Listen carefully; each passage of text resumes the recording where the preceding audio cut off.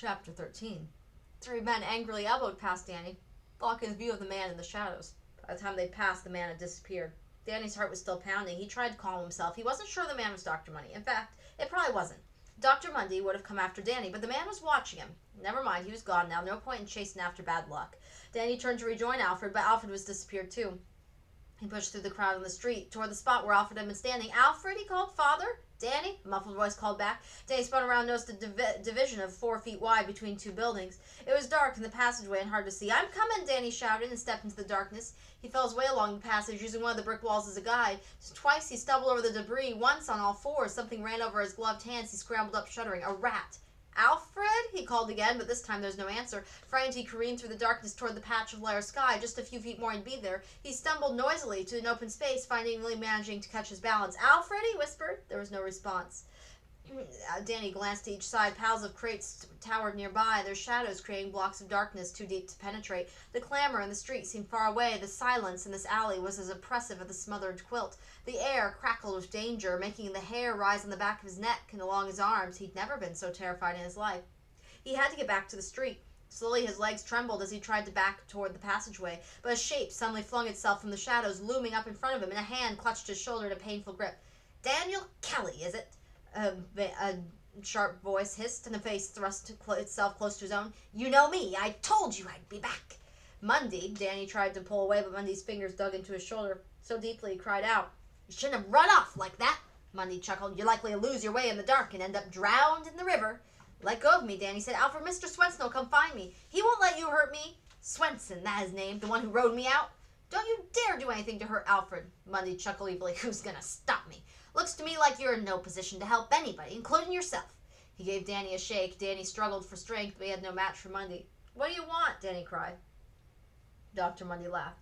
"You and that Swenson fellow did me a favor. My fortunes have improved considerable since I last saw you. I sold my wagon and medicines to some poor fool, made an acquaintance of Southern sympathizers here in Missouri. They're eager to dip into my pockets and support arms and an army, so I've been doing some fundraising for the cause." "I know what you're doing. You're stealing their money." Danny wrestled against Mundy's grip. "You wouldn't help anybody. You're only collecting it for yourself." Mundy bent to whisper in Danny's face, his foul, hot breath against Danny's cheek. The pain in Danny's arm and shoulder was now so intense the white lights flickered in front of his eyes, and his legs could scarcely hold him up. "How right you are, boy," Mundy said. "I'm doing well for myself now, better than I ever have been before." He snickered. "Some might say I should thank you for your meddling. But I have an old score to settle with you, poor little orphan boy. Tomorrow they'll find your body floating in the river." "Let me go," Danny shouted. He thrashed and kicked wildly. But Mundy's hold remained firm. With all his might, Danny tried to jerk away, but suddenly a large, dusty burlap sack was thrown over his head, nearly strangling him, and whipped down to enfold his body. Choking and coughing, he felt his arms being strapped to his sides as a rope wound around him. When he felt himself jerked off his feet and jolted roughly from side to side, Mundy had picked him up and was carrying him where? To the river? "Alfred! Ma!" Danny thought, realizing he'd never see them again. Desperate, terrified, Danny kicked and struggled with all his might, trying to get free. "Stop that!" Mundy snapped. Danny felt Mundy stumbling. His shoulder slammed against something hard. Danny cried out in pain. He squirmed and fought harder. He thrust out a foot and heard a crash. "Danny, where are you?" It was Alfred's voice. He was nearby. Danny tried to yell, but sucked in dust from the burlap. Only a strangling, choking sound came out. "Danny!" All at once Danny went flying. He landed on his back, momentarily stunned. The force of his fall had loosened the rope, and he managed to claw his way out of the bag. Staggering to his feet, still coughing, he took a deep breath, trying to clear his head and lungs. Before him, 2 dark figures grappled on the ground. One suddenly rose to a sitting position, raised his right arm high. Moonlight glinted on the blade of Mundy's knife. Danny lunged at Mundy and used the only weapon he had. He sank his teeth into Mundy's right wrist, tasting blood, and heard the knife clatter to the ground. Howling with pain, Mundy gave Danny a blow that sent him reeling back, and they scrambled into the darkest shadows. Danny regained his balance and took a few steps after Mundy, but Alfred climbed unsteadily to his feet and shouted, "No, Danny, stay with me." "I'll get you," Mundy yelled at them, and they could hear his footsteps echoing down the alley. "Let's catch him," Danny gasped and broke into a coughing fit that bent him double. "He's a rat run into his hole in the darkness," Alfred said. "We'd never find him." Danny shuddered, then remembered the rat that had run over his hand. "You saved my life," he said to Alfred. "You saved mine." Danny wrapped his arms around Alfred and began to sob. "I'm sorry, Alfred, I'm sorry. He almost killed you. It was all my fault." Alfred's tone was gentle. "You said all that needs to be said. No point in dwelling on it." "Oh, Father," Danny said, burrowing his face into Alfred's shoulder, "I love you." "And I love you," Alfred said quietly. He held Danny securely till there were no more tears. "Will Dr. Mundy come back again?" Danny whispered. "Don't worry," Alfred said. "Remember, he's just like a rat. If we cornered him, he'd turn and fight. But we frightened him away, and I think he'll stay away. He had his try at revenge. That should satisfy him." Danny wasn't so sure. Mundy wasn't likely to leave the area, not while his scheme to steal money was succeeding. Danny wanted to tell Alfred that Mundy had said, but he knew Alfred would tell the marshal, and if Mundy wasn't captured right away, he might try to harm Alfred. Danny couldn't let that happen, so he had to keep the information to himself. "We've lingered here long enough," Alfred said. Ted took Danny by the hand. "Time to go home." The next day, after returning from school, still sore from Mundy's rough handling, Danny headed for the kitchen. The list he'd written was still there, but not where he had left it. He shoved it in his pocket and asked Gussie, "Miss Pratt could read this?" She asked what it was. I said it was only a shopping list. I saw her pick it up, but I don't fuss about it. If what you wrote was also private, you shouldn't have left it out for anyone to come across. Did Miss Pratt stay for dinner? Gussie cocked her head, rubbing one finger on her chin. Nah, she didn't. She seemed like something was stuck in her craw. She brought a pie with her and some stuff in a parcel, poked around the kitchen a few minutes, then left her parcel and went home. At least she left the pie. Danny turned his back so Gussie wouldn't see his grin as she continued. "When I seen that the widow Pratt wasn't going to stay, I bowled up a chicken for the mister's new meal. Turned out kind of tough, so there's plenty left over sliced cold for supper. There's most of the pie." For just an instant, Danny's stomach rumbled with hunger if he wondered if he'd done the right thing. He did enjoy leftovers from the noon meal Miss Pratt made. With Gussie doing the cooking, it would be a different matter. Oh well, Ma would soon be here, set everything to rights. That evening, Danny asked Alfred if he could go see Ma. He had to know if his plan had worked with Mr. Murphy, too. Ma seemed quieter than usual. Occasionally she glanced toward the front door, but Mr. Murphy didn't show up. Danny wasn't sure whether his wishful thinking or Catherine's managing was responsible, but he, Peg, and Catherine ended up in the kitchen, leaving Ma and Alfred alone in the parlor to chat. Danny couldn't have been happier. With Mr. Murphy out of the way, Ma and Alfred would have a chance to discover they were both grand people, and Ma would set a wedding date. As Alfred and Danny were preparing to leave, Danny managed to whisper, "When will Ma come out to the farm again?" Alfred looked intently at Ma for a moment, then he turned to Danny. "Why not invite your mother and Peg and Catherine now? Maybe they'd agree to come to dinner Sunday." Danny was so excited it was hard to stand still as he relayed the invitation. He looked at his mother hopefully, but it was Catherine who spoke first. "I'm sure we'd all love to come." "Yes," Ma added quickly. "Would you like us to bring some food?" She paused, her eyes now on Alfred. "Or will one of your neighbors, help with the cooking?" "No," Danny said. "Miss Pratt won't be there. Gussie and I will do all the cooking." "Me too," Peg volunteered. "I want to help." Happier they'd been since the excitement of Ma's arrival, Danny agreed. On his way home, he wished Alfred would talk about Ma and the fine conversation they had. But Alfred was silent, immersed in his own thoughts. Danny let his own mind drift ahead to Sunday. He was glad that Ma wanted to come, and the time she began to feel at home on the farm, their farm. Gussie refused to work on Sunday. "It's my day off," she said. "Besides, I got me a beau, and he's coming over to meet my Ma and Pa." Her expression grew serious. "He's going to Atlanta, sign with the Confederate Army." "We're not at war," Danny said. "We will be soon. Everybody's saying so." Gussie paused. "I may not see him for a long time. I don't want to be here cooking dinner. You understand, don't you?" Danny shrugged. "And I'll make dinner myself."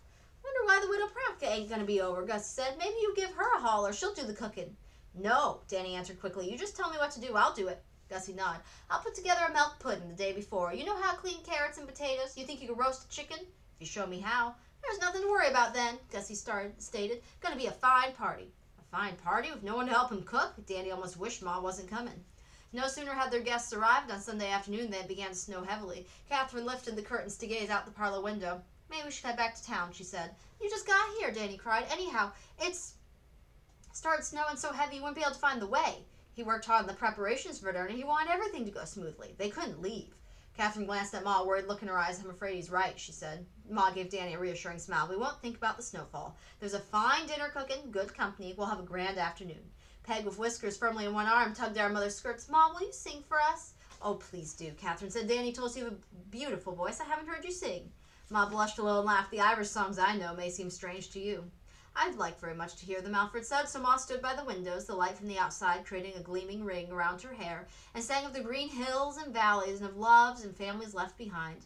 Catherine's eyes were damp, and she was fumbling for a handkerchief when she tucked into her sleeve, when Ma suddenly broke into a rollicking tune, ending with lifting her skirts to her ankles, her feet flashing in a quick fancy dance step. "Do it again, Ma, again!" Peg clapped her hands, but Danny jumped to his feet. "Something's burning." He raced to the kitchen, Ma right behind him. Grabbing a cloth to protect his hands, he swung the kettle of potatoes out of the fireplace. The water had boiled away and the bottom was scorched. "We'll save the top ones," Ma said. She scooped them into a bowl and covered them with another cloth to keep them warm. "Shall we use the rest for the meal?" Danny opened the door of the brick oven. "I think the chicken's done." He poked a drumstick with a long-handled fork, and the drumstick fell off to the bottom of the pan. "I think it's well done," Ma said. "What else will we be having?" "Carrots," Danny said, with a sinking feeling. The carrots were still sitting in a pan of water on the table. He'd forgotten to put them on the fire. Ma gave him a quick hug. "They're good raw as they are cooked. Why don't you pour off the water and put them in a bowl? We'll have a meal on the table." Peg, hovering at the doorway, made a face. "Something smells awful," she said. "Get out of here," Danny growled at her. "You said I could help." "Hey, you should put the bread on the table," Ma told her. She turned to Danny. "Do we have a little jelly? Mason preserves to go with it?" "I'll carry this." Before anyone could stop her, Peg grabbed the heavy bowl that held the milk pudding, struggled to keep her grip on it, and dropped it. The bowl broke, and the pudding splashed and slithered across the floor. Danny cried out, lunging toward Peg, and slid on the pudding. He sat down hard on the wooden floor. "Careful, Danny, I'll help you up," Ma said. She held out a hand but missed her footing on the slippery floor and landed on top of Danny. "Ma!" Peg rushed to her mother's skin and fell flat. Peg raised her face, pudding dripping from her nose and chin, and Ma began to laugh. Catherine and Alfred rushed in the room. Alfred tried to raise Ma up, but she was helpless with laughter. Finally, she struggled to her feet. Catherine had pulled off Danny and Peg up and began cleaning him off. Alfred looked at Ma with bewilderment and said, "I don't understand why you were laughing. You had a bad fall. You could have been hurt." Ma rubbed her right elbow. "I'll have a lump here, all right, but there's nothing like a good laugh to take away pain." Catherine handed Ma a towel. "I've dried Peg's dress best I can, but the back of your skirt's pretty well stained." "I'll wash it," Ma said. "Peg ruined the pudding," Danny said. Although he had to laugh along with Ma, he was now beginning to get angry at Peg all over again. But Ma's spirits weren't daunted. She scooped up Peg, who was puckering up to cry, and said, "Let's enjoy the rest of the dinner Danny's made for us. I don't know about the rest of you, but I'm hungry." "I am too," Catherine said. Danny struggled to get his feelings under control. "Sit down at the table. I'll bring dinner. Don't let Peg help anymore." He soon decided the others must be hungrier than he was. The chicken was so overdone, Alfred had to use a spoon along with a meat fork to order to lift portions off to the plates. The potatoes tasted awful, even with the butter Danny slathered over them. Ma cheerfully crunched away on raw carrots. Gussie's bread was doughy at the bottom, but everyone ate without complaint. After dinner, when the dishes were cleared, washed, and put away, the last traces of pudding cleared from the floor, they all moved to the parlor, and Alfred began lighting the lamps. "With the weather the way it is," he began. Ma suddenly put a hand on his arm. "Shh, listen." She tilted her head and whispered, "I think it stopped snowing." Peg ran to the window and peered out in the dark. "Snow's not very deep," she reported, "but it's pretty. Come look, Ma." The moon was shining on the snow, making it yellow and red. "Yellow and red?" Danny asked. "Peg," sometimes he stopped as he suddenly felt that something was seriously wrong. Alfred shoved back his chair and ran to the kitchen at the same time Danny did, throwing open the kitchen door. Here the red and gold light was blinding, a whoosh of sparks and flame. The haystack nearest the barn was on fire.